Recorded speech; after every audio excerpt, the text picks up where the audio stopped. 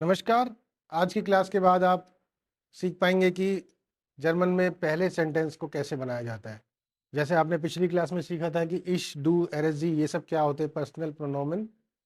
तो अब आप सेंटेंसेस बना पाएंगे कि जैसे कि मैं जा रहा हूँ, मैं रह रहा हूँ, वह लड़का जा रहा है, वह लड़की जा रही है, वे लोग जा रहे हैं, मैं आ रहा हूँ, वे लोग आ रहे हैं, मैं आ रहा हूँ, आप आ रहे हैं, आप रह रहे हैं, हम रह रहे हैं। तो ये सब आप इस क्लास के बाद सीख पाएंगे। देखिए, जर्मन में जो वर्ब्स है वो दो प्रकार की होती है, रेगुलर और इर्रेगुलर। तो हम शुरुआत कर रहे हैं रेगुलर वर्ब से। इर्रेगुलर वर्ब में भी ज़्यादा डिफरेंस नहीं होता है। इर्रेगुलर वर्ब में सिर्फ डू और एरएसजी में चेंजेस होते हैं। हमने शुरुआत की है पहली वर्ब से, वोनन।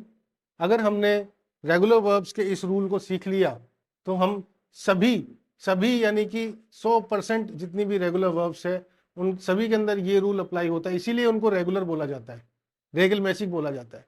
अगर ये रूल आपने सीख लिया तो आप बड़ी आराम से, आपको सिर्फ वर्ब का मतलब पता होना चाहिए, वो वर्ब पता होनी चाहिए। जैसे कि मान के चलिए मुझे एक वर्ब दे दी गई वोनन, तो मैं उसके साथ आराम से सेंटेंसेस फ्रेम कर सकता हूँ, सेंटेंस बना सकता हूँ।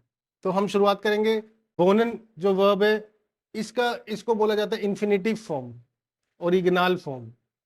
ठीक है, ओरिजिनल फॉर्म यानी कि इसके साथ अभी छेड़छाड़ नहीं की गई है। इस वर्ब के साथ अभी, जैसे मैंने यहाँ पर इस वर्ब को चेंज किया है, जैसे हम हिंदी में बोलते हैं ना कि वह लड़का खेल रहा है, वह लड़की खेल रही है, वे लोग खेल रहे हैं, तो फर्क आ जाता है हिंदी में। अभी आपको समझ में आता होगा कि फॉरेनर के लिए हिंदी सीखना कितना मुश्किल है। हमारे लिए इंग्लिश सीखना आसान है, क्योंकि हम आराम से इंग्लिश में बोल सकते हैं कि वह खेल, he is playing, she is playing, I am playing, हर जगह प्लेइंग आ रहा है।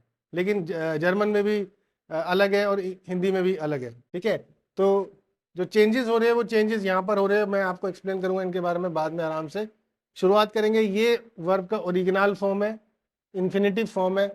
ठीक है, ये इसका स्टाम है। स्टाम एक जर्मन वर्ड है, यानी कि कली, टहनी, पेड़ की टहनी जैसे अलग हो जाती है, ऐसी ये वर्ब का एक एक स्टाम है, इस वर्ब का एक टुकड़ा है, वोन। तो इसके साथ कंजुगेशन होती है। देखिए मैंने यहाँ पे लिखा भी है स्टाम। स्टाम यानी कि वोन, वोन के साथ सारा खेल होता है। ठीक है, रेगुलर वर्ब्स के अंदर कंजुगेशन, कंजुगेशन यानी कि जो हम अभी कर रहे हैं।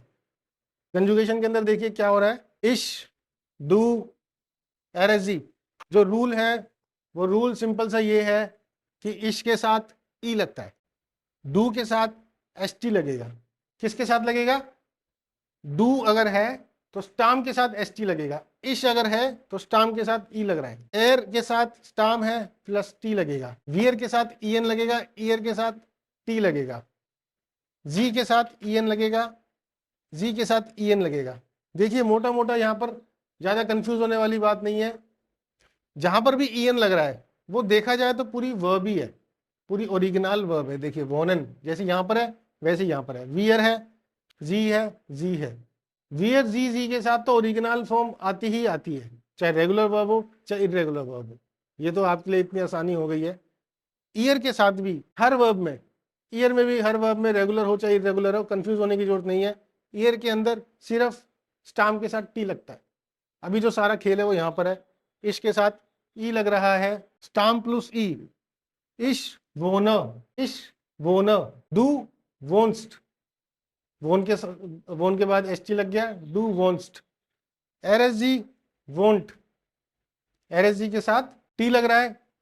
मैंने इनको एक साथ इसलिए लिखा है क्योंकि तीनों की कंजुगेशन एक जैसी रहती है। मैं चाहूं तो इनको अलग अलग भी लिख सकता हूं, R won't, R won't, S won't, G won't, लेकिन लगना इनके साथ टी है। ठीक है, तो इस तरीके से वर्ब को यूज किया जाता है।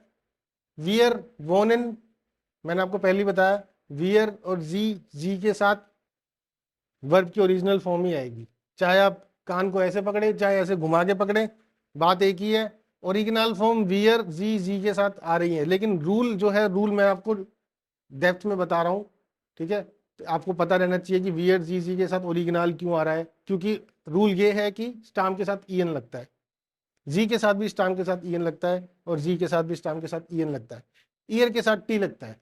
ठीक है, वियर वोनन, ईयर वोंट, जी वोनन, जी वोनन। ठीक है, तो ये रेगुलर वर्ब्स की पहली वर्ब है जिसके साथ मैं शुरुआत कर रहा हूँ। ऐसे तो आप किसी भी वर्ब के साथ ऐसा खेल खेल सकते हैं या फिर इसको इसको सीख सकते हैं, इसको समझ सकते हैं। ऐसे तो बहुत सारी वर्ब्स है, रेगुलर वर्ब्स में, और मैंने आपको जो बताई थी, तो इसको आप याद कर सकते हैं, इसका स्क्रीनशॉट ले सकते हैं, समझ सकते हैं। ठीक है, आपको ये पता होना चाहिए कि इन्फिनेटिव जो है, इन्फिनेटिव में बोल रहा हूँ, इन्फिनेटिव का मतलब पूरी वर्ब आनी चाहिए। स्टाम बोल रहा हूँ तो स्टाम क्या आएगा, en को छोड़कर जो भी बची हुई वर्ब है वो स्टाम है आपकी। मैं अगर आपको बोलता हूँ कि स्टाम के साथ आप ई लगा दो, तो आपको समझ जाना है कि ये जो टुकड़ा है इस वर्ब के साथ ई लगाना है। इसके साथ ई लगेगा, डू के साथ एस टी लगेगा, RSG के साथ टी लगेगा, वियर के साथ en लगेगा, ईयर के साथ टी लगेगा, जी के साथ en लगेगा, जी के साथ en लगेगा। ये दोनों आगे चलकर मैं एक साथ ही लिखूंगा। इन तीनों की कंजुगेशन मैं आगे चलकर एक साथ ही करूंगा।